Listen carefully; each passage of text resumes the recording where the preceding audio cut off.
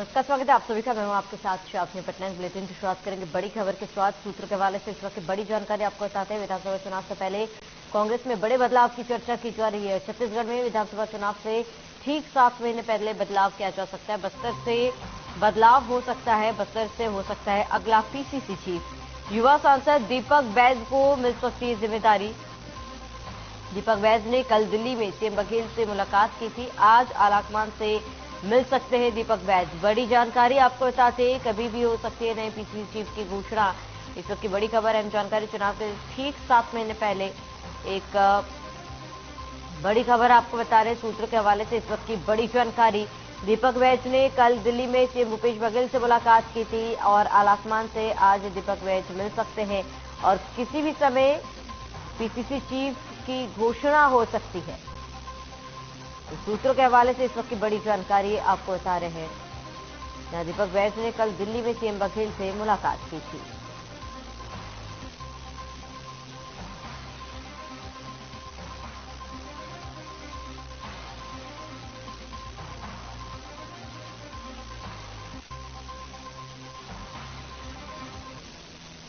रायपुर में कुछ दिन पहले स्वास्थ्य मंत्री टीएस सिंहदेव ने पत्रकारों से चर्चा करते हुए मुख्यमंत्री बनने को लेकर एक बार फिर से खुलकर अपनी इच्छा जाहिर की थी, जिस पर पूर्व मुख्यमंत्री डॉक्टर रमन सिंह ने जवाब देते हुए कहा है कि सबकी इच्छा होती है और उनकी इच्छा 2.5 साल के लिए जो वादा किया था उससे जीवित हुआ है।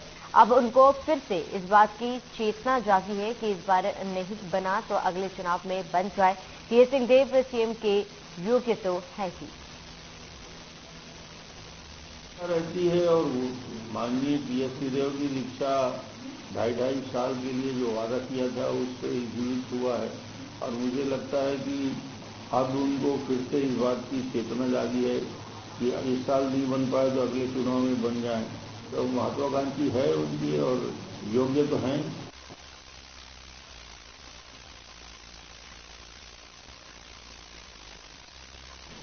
खबर रायपुर से, जब बीजेपी का कल स्थापना दिवस है, इसको लेकर पूर्व मुख्यमंत्री डॉक्टर रमन सिंह का बयान भी सामने आया, जहां उन्होंने कहा है कि भारतीय जनता पार्टी की यात्रा की शुरुआत जनसंघ के समय डॉक्टर श्याम मुखर्जी के समय यात्रा हुई थी। उसके बाद 1980 में एक नई यात्रा भारतीय जनता पार्टी के रूप में अटल बिहारी वाजपेयी के नेतृत्व में भारतीय जनता पार्टी का गठन हुआ। इसका चुनाव चिन्ह कमल और उसके पत्रिका थी और उस समय कुशाभाऊ ठाकरे जैसे वरिष्ठ नेताओं का नेतृत्व मिला और यात्रा चलती रही। 1980 में नारे लगते थे और मुंबई के अधिवेशन में 1980 में गए थे, जहां अटल बिहारी वाजपेयी ने पार्टी का एक संदेश जनता के सामने रखा था।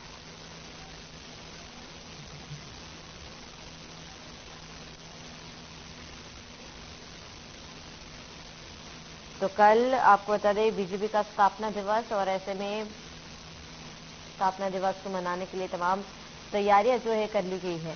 पूर्व सीएम डॉक्टर रमन सिंह का भी इस पर बयान सामने आया, जहां पर उन्होंने कहा बीजेपी की यात्रा की शुरुआत जनसंघ से हुई थी और बीजेपी का स्थापना दिवस कल, जिसे बड़े ही धूमधाम से मनाया जाएगा।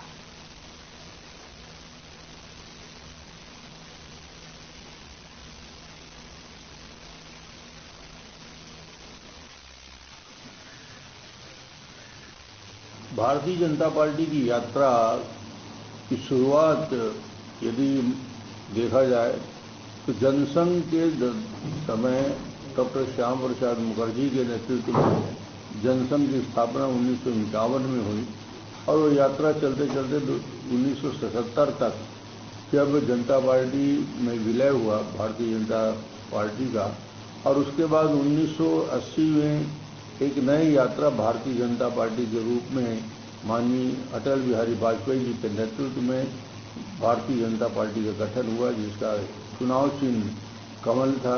कमल संदेश उसकी पत्रिका थी।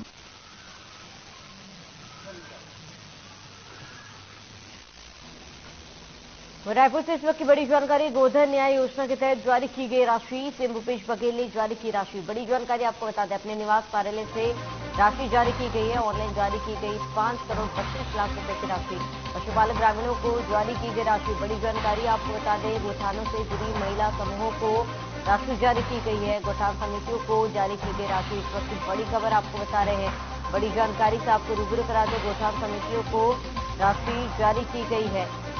इसकी बड़ी खबर, अहम जानकारी आपको बता दें, अपने निवास कार्यालय से ये राशि जारी की गई है। ऑनलाइन जारी की गई 5 करोड़ 32 लाख रुपए की राशि पशुपालक ग्रामीणों को ये राशि वितरित की गई है। तो गोधन न्याय योजना के तहत आज राशि जारी की गई।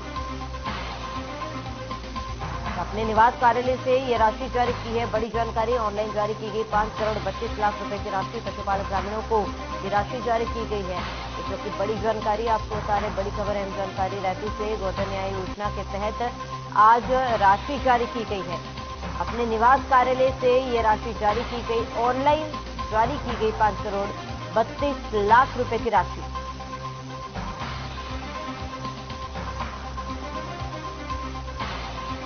बड़ी जानकारी आपको बता दें, इस वक्त की बड़ी खबर, अपने निवास कार्यालय से राशि जारी की गई है। ऑनलाइन जारी की गई 5 करोड़ 32 लाख रुपए की राशि। बड़ी जानकारी आपको बता दें, इस वक्त की रायपुर से गोधन न्याय योजना के तहत राशि जारी की गई। सीएम भूपेश बघेल ने प्रियंका गांधी को बस्तर आने का न्यौता दिया है। साथ ही उनका बयान सामने आया है। नान घोटाले की जांच कब पूरी हुई, किसी को भी पता नहीं चला। रमन कब ईडी कार्यालय चले गए, सीएम मैडम चिंतामणि से कब पूछताछ हुई है। राष्ट्रीय उपाध्यक्ष छत्तीसगढ़ के हैं, अकेले मिलाते हैं, पर पीएम से विधायकों की मुलाकात नहीं हो पा रही है, तो गंभीरता को समझा जा सकता है।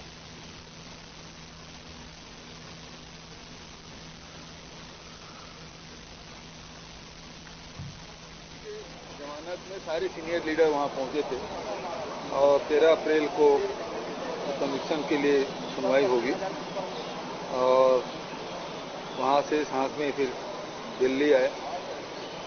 वेणुगोपाल जी और शैलजा जी से मुलाकात हुई, राहुल जी और प्रियंका जी से बात। अभी गंभीरता से विचार हो रहा है सीडब्ल्यूसी के मेंबर के लिए, और उसके बाद जब हो जाएगा फिर आगे। हाँ, प्रियंका जी को मैंने निमंत्रण दिया है।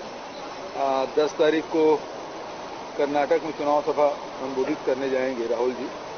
मुझे भी कहा कि मैं भी वहाँ जाऊँगा, तो 10 तारीख वहाँ और उसके बाद 11 तारीख को राहुल जी वायनाड वगैरह जाएंगे। मैंने कहा कि जब उधर से लौट ही रहे तो 12 तारीख को एक महिलाओं का सम्मेलन, क्योंकि आंगनबाड़ी कार्यकर्ता, सहायिका, मितानिन बजट में हम लोगों ने दिया, तो लोग चाह रहे थे बड़ा सम्मेलन करें।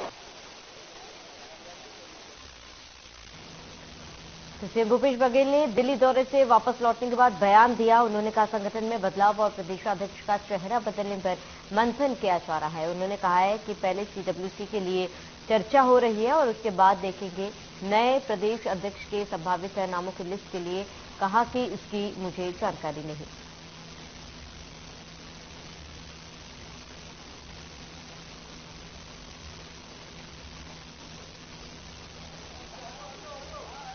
कौन कौन से क्षेत्र है जहां डीजी नहीं जा सकते, एसीपी जांच नहीं कर सकते, सीधी सी बात है कहाँ गया था। और सीएम सर और सीएम मैडम इतनी जल्दी जांच ही पूरा हो गया, ये बड़ा चौंकाने वाली बात है। जबकि किसी को पता हवा तक नहीं लगी, जांच हो गया।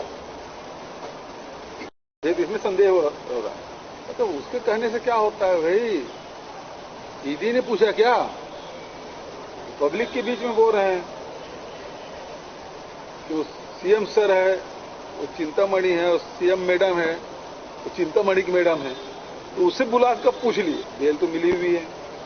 अब आगे क्या होगा वो न्यायालय क्या रुख लेगा, क्या फैसला देगी, तो इसके बारे में तो पूर्वानुमान करना संभव नहीं है।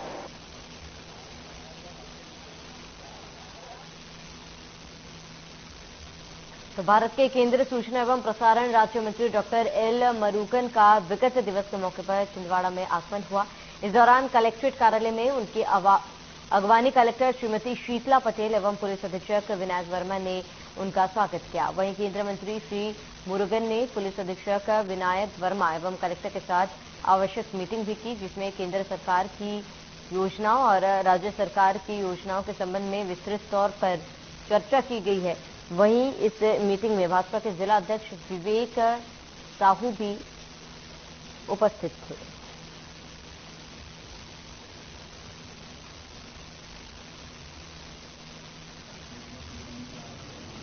इधर इस डिस्ट्रिक्ट का रिव्यू मीटिंग लिया। इस डिस्ट्रिक्ट में काम हमारा सेंट्रल गवर्नमेंट स्कीम, हमारा state government scheme, double engine सरकार अच्छा स्कीम्स लेके आ रहे, स्कीम्स इम्प्लीमेंटेशन हो रहे, इसके बारे में एक हमारा रिव्यू मीटिंग होगा। इसका कुछ हम डायरेक्शन दिया पेंडिंग प्रोजेक्ट थोड़ा जल्दी करने के लिए भी। एंड मेरा तो फर्स्ट विजिट है इधर। हम फर्स्ट विजिट किया हमारा मत्स्य पालन विभाग का, पशुपालक विभाग का, क्या क्या आगे स्कीम्स इधर इम्प्लीमेंट कर सकते हैं, इसके बारे में डिटेल डिस्कशन हो।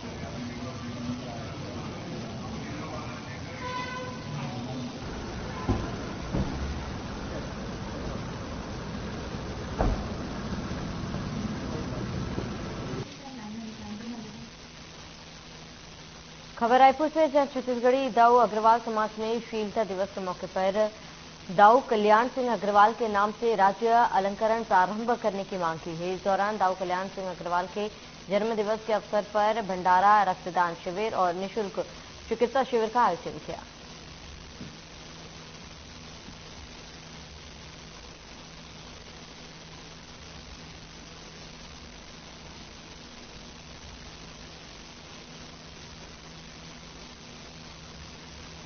जिले में कानून व्यवस्था दुरुस्त रखने और अपराधियों पर नकेल कसने पुलिस हर माह कॉम्पिंग गश्त कर रही है। इसी क्रम में छिंदवाड़ा के तेजदर्रार पुलिस अधीक्षक विनायक वर्मा के निर्देशन में कॉम्पिंग गश्त के दौरान 182 वारंटियों को पकड़ा गया और 247 गुंडे और बदमाशों से पूछताछ की गई। गश्त के दौरान पुलिस टीमों ने 16 अवैध शराब कारोबारियों की धरपकड़ की। पुलिस की जानकारी के मुताबिक 121 लीटर अवैध शराब जब्त की है। पुलिस अधीक्षक विनायक वर्मा की कुशल कार्य प्रणाली से अपराधियों में खौफ पैदा हो गया।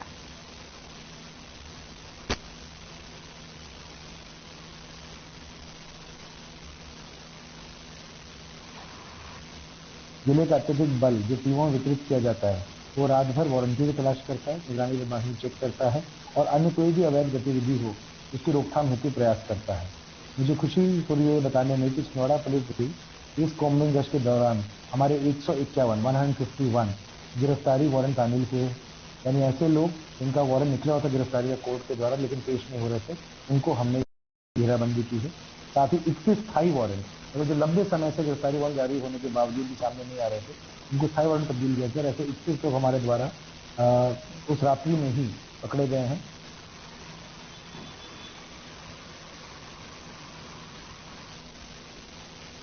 सूर्यानगर में 4 अप्रैल से लक्ष्मी नारायण महायज्ञ का आयोजन किया जा रहा है। शनि मंदिर धाम की ओर से इस कार्यक्रम का आयोजन किया जा रहा है। पहले दिन कलेश आश्रम में विदुषी आराधना शास्त्री काशी धाम वाराणसी स्वामी महंत गणेशानंद महाराज, पंडित रामशंकर कृष्ण, पंडित दिलीप पांडे, पंडित नंदकिशोर दुबे कलश एवं शोभा यात्रा में शामिल हुए।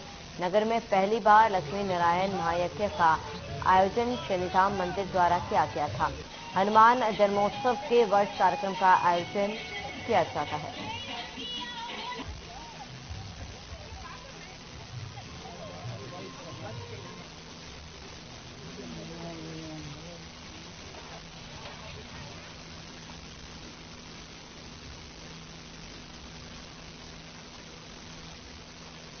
रामानुगंज विधायक बृहस्पति सिंह के खिलाफ एफआईआर दर्ज करने के लिए आईजी को जिला सहकारी केंद्र बैंक के कर्मचारियों ने ज्ञापन सौंपा। बता दें, रामानुगंज शाखा के 2 कर्मचारियों के साथ बृहस्पति सिंह ने मारपीट की थी, जिसका वीडियो सोशल मीडिया पर वायरल हो रहा है। वहीं मारपीट के विरुद्ध में संभाग के 5 जिलों के 2 दिन बैंक रहेगा बंद, जिसके साथ ही चेतावनी भी दी गई है। अगर विधायक के खिलाफ एफआईआर दर्ज नहीं की गई तो अनिश्चितकालीन बैंक बंद करने का कर्मचारी संघ ने फैसला लिया है।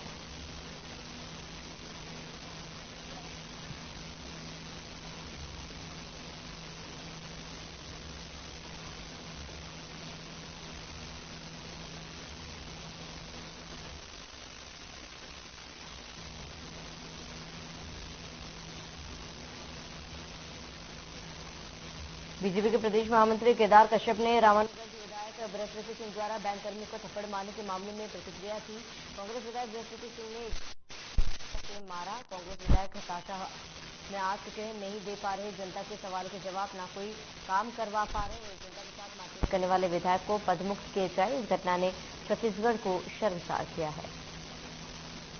विधायकों में इतनी हताशा है, इतनी निराशा है कि वो आम जनता के सवालों का जवाब देने की स्थिति में रही। कांग्रेस के विधायक बृहस्पति सिंह ने जिस तरीके से आम आदमी को सरेआम उसकी पिटाई की, उसको लात घूंसों से मारा, ये पूरे प्रदेश को शर्मसार करने वाला है। कोई काम नहीं करा पा रहे हैं। इसके कारण से झुंझलाहट में, बौखलाहट में वो आम व्यक्ति को मारपीट करने पे उतारू हैं, हिंसक हो गए हैं। दिल्ली में कांग्रेस नेताओं के जमावड़े को लेकर प्रदेश कांग्रेस संचार विभाग के प्रमुख सुशील आनंद शुक्ला का बयान सामने आया। उन्होंने कहा कि सामान्य संगठित गतिविधियों का एक हिस्सा है। प्रदेश में 2023 का विधानसभा चुनाव नजदीक है और इसके संबंध में भी चर्चा होती रहती है। इसके अलावा भारत सत्याग्रह पूरे देश में चला जा रहा है, छत्तीसगढ़ में चलाया जा रहा है। तमाम विषयों पर चर्चा होती है, इसीलिए समय समय पर आलाकमान के साथ प्रदेश के नेता चर्चा करते रहते हैं। नेताओं का दिल्ली प्रवास सामान्य सांगठनिक गतिविधियों का एक हिस्सा है। प्रदेश में अब 2023 का विधानसभा चुनाव नजदीक है, उसके संबंध में भी चर्चा होती रहती है। इसके अलावा भारत सत्याग्रह पूरे देश भर में चलाया जा रहा है, छत्तीसगढ़ में भी चलाया जा रहा है, उसके संबंध में भी चर्चा है। कर्नाटक में चुनाव हो रहा है, वहाँ पर छत्तीसगढ़ के कांग्रेसियों की भूमिका सुनिश्चित करना, इन तमाम विषयों पर चर्चा होती है और इसीलिए समय समय पर आला कमान के साथ देश के वरिष्ठ नेताओं की बैठकें भी होती हैं।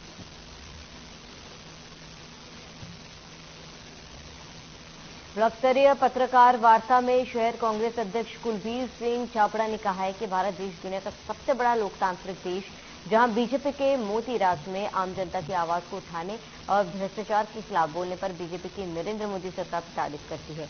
देश के प्रमुख विपक्षी पार्टी के पूर्व अध्यक्ष 4 बार के सांसद राहुल गांधी जब संसद के अंदर बात करते हैं तो उन्हें बोलने नहीं दिया जाता, माइक बंद कर दिया जाता है। सत्तारूढ़ सांसद बहुमत के अतिवादी चरित्र का प्रदर्शन करते हुए संसद की कार्रवाई नहीं चलने देते। केंद्रीय मंत्री अपनी गरिमा को लांघते हुए अनगल बयानबाजी करते हैं और जब इन सबसे भी राहुल गांधी कांग्रेस पार्टी और विपक्ष की बात को नहीं दबा पाते तो फिर ये जनता की आवाज उठाने वाले राहुल गांधी के खिलाफ प्रदर्शन षड्यंत्र रचते रहते हैं।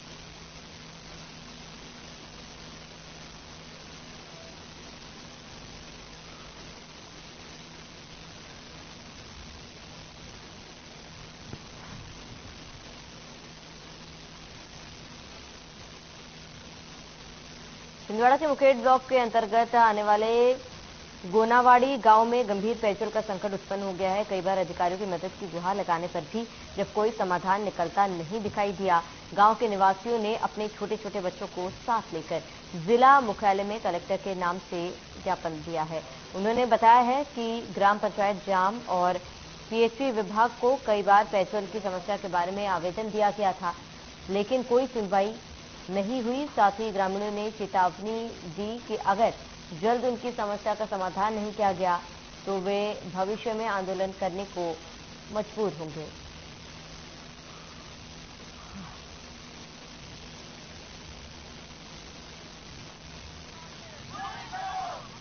मुखेड़ ब्लॉक के अंतर्गत एक हमारा गोनावाड़ी ग्राम आता है, जहां लगभग 250 आम जन वहाँ रहते हैं। वहाँ कई सालों से पानी की समस्या उनको आ रही है। ग्रामीणों को काफ़ी समस्या का सामना करना पड़ता है। नहाने के लिए पानी होता नहीं, एक कुआं का मात्र बड़ा साधन है जहाँ से उनको पानी मिलता है। हमारी सबकी मांग है कि भाई ग्रामीणों को नियमित रूप से पानी मिले, शासन प्रशासन उस मुद्दे को गंभीरता से ले और ग्रामीणों की समस्या का निराकरण करे। कुआं में जाती हुई पानी पीते और 30 साल गहरा है, अभी पानी नहीं है उसमें, बाल्टी डालते गंदा हो जाता है, फिर कोई गंदा पानी लाके हम पीते हैं। कितने लोग रहते हैं वहाँ पे? रहते होंगे।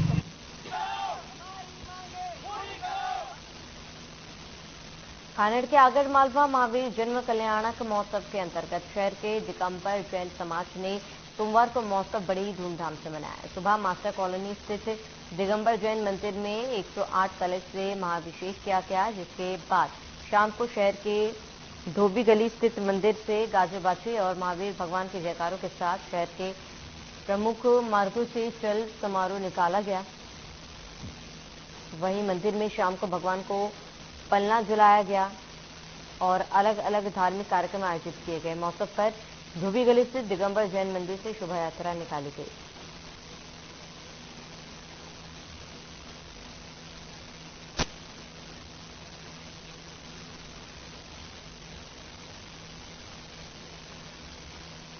महावीर जन कल्याणक महोत्सव दिगंबर जैन समाज ने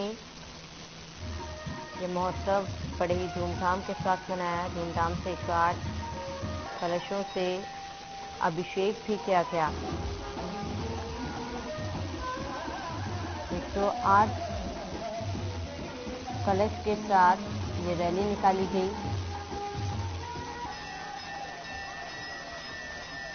और धूमधाम से 108 कलशों से अभिषेक भी किया गया।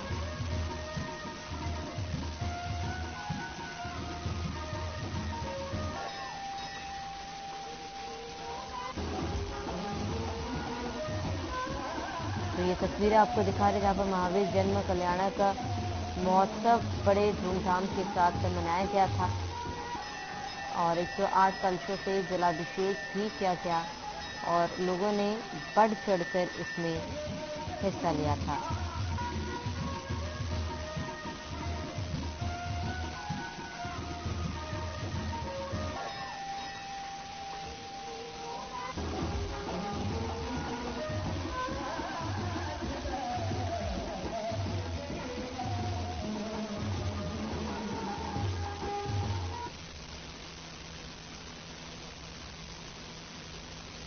तो चलिए इसी के साथ इस बुलेटिन में फिलहाल मेरे साथ हैं देश और प्रदेश के तमाम बड़ी खबरों के लिए आप बने रहे हमारे साथ।